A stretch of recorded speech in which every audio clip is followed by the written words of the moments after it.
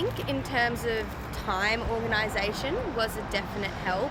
Knowing how to manage your leadership but also studies at school definitely helps in terms of leaving school, working and kind of juggling work and study there as well.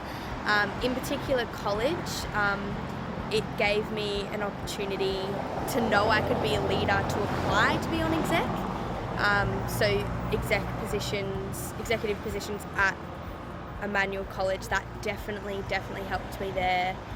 Being the social convener and organising events, quite similar to here, having to organise the sports carnivals and stuff like that. Mainly just organisation and having the confidence to then apply for further leadership positions outside of school.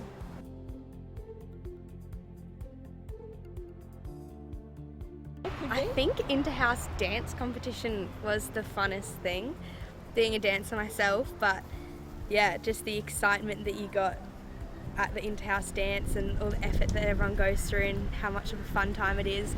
But then also just the spirit. Like, we talk about spirit a lot, but there's a lot of spirit at the Glennie school and definitely in Weber when I was here.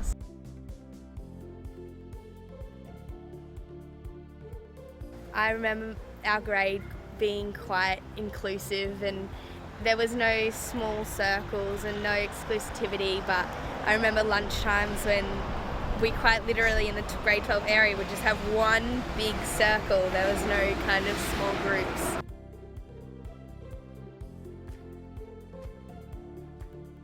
Well, the Year 12 common room was great. I think we used to sit on the oval a lot, in particular that hill. It's now got cement in it, which I noticed, the little steps. We used to love sitting there. That was one of my favourite places to eat lunch.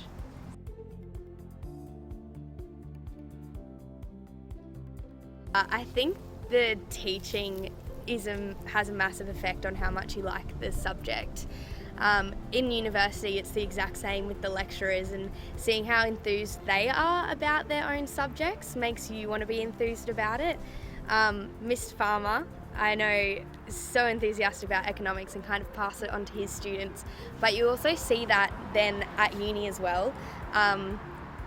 Chucking names out there, Carl Sherwood and Bruce Littleboy, so enthusiastic in their lectures that it makes you be enthusiastic. And I guess economics as well, how much it relates to real life. It's not just textbook, it's you see it around you and you get into political arguments around you. So yeah, definitely the real life aspects there. I also want to shout out to Miss Bedford as well.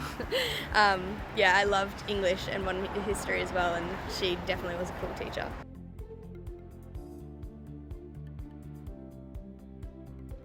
My friendships, I did get caught up in college a little bit because you are surrounded by so many more people and you're making so many more friendships and there's so many people around you.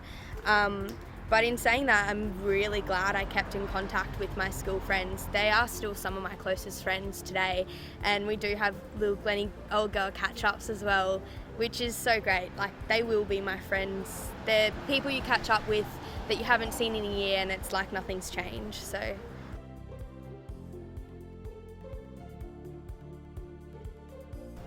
I think you have to strive to try the best you can do first, and sometimes things happen, you don't do as well as you want.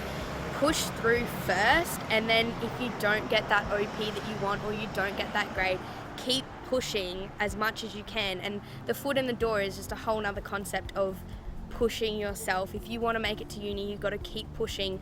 So start off with a low OP degree, get your foot in that door, and then do what you want to do, even if you have to delay it for 6 months. But 6 months in comparison of your life, if it's what you want to do, it's nothing.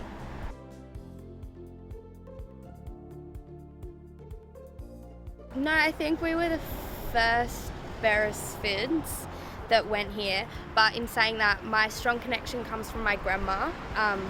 She really pushed for us to go here, and I think that's really pushed me through and really made me feel connected to this way more than I thought when I was here. I think you really feel connected after you leave and you really appreciate it so much.